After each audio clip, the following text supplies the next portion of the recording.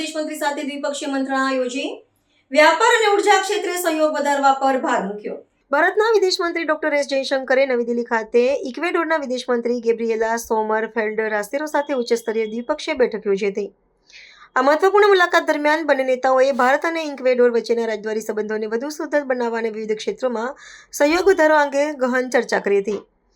દક્ષિણ અમેરિકાના રાષ્ટ્ર સાથે ભારતના વધતા જતા વ્યાપારી અને રાજકીય સંબંધોના સંદર્ભમાં બેઠક અત્યંત નિર્ણાયક માનવામાં આવે છે. બેઠકના મુખ્ય મુદ્દાઓ પર પ્રકાશ પાડતા વિદેશ મંત્રીએ જણાવ્યું હતું કે આર્થિક ભાગીદારી, ઉર્જા સુરક્ષા અને જળવાયુ પરિવર્તન જેવા વૈશ્વિક પડકારોનો સામનો કરવા માટે બંને દેશો સહમત થયા છે.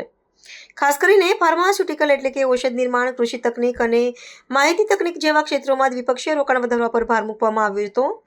ભારતની વસુધૈવ કુટુંબકમની ભાવના અને ઇક્વેડોરની પ્રાદેશિક ભૂમિકાના સમન્વય દ્વારા આંતરરાષ્ટ્રીય મંચ પર સંયુક્ત અવાજ ઉઠાવવા અંગે પણ સંમતિ સધાઈ હતી. આ દરમિયાન પ્રાદેશિક સુરક્ષા અને આતંકવાદ વિરોધી અભિયાનમાં પરસ્પર સહકાર અંગે પણ ચર્ચા થઈ હતી. ઇક્વેડોરના વિદેશ મંત્રીએ ભારતની આર્થિક પ્રગતિ અને તકનીકી વિકાસની પ્રશંસા કરતા વ્યાપારી અવરોધો દૂર કરવાની ખાતરી આપી હતી. આગામી સમયમાં બંને દેશો વચ્ચેના વ્યાપારિક પ્રતિનિધિમંડળોની અવરજવર વધારવા અને સાંસ્કૃતિક આદાનપ્રદાન માટે નવી સમજૂતીઓ કરવામાં આવશે. આ મુલાકાતથી ભારતની લેટિન અમેરિકાના દેશો સાથેની સક્રિય વિદેશ નીતિને નવું બળ મળ્યું છે. આ બેઠક બાદ જાહેર કરાયેલા સંયુક્ત નિવેદનમાં વૈશ્વિક દક્ષિણના દેશોના હિતોના રક્ષણ માટે સાથે મળીને કાર્ય કરવાની કટિબદ્ધતા દોહરાવવામાં આવી હતી.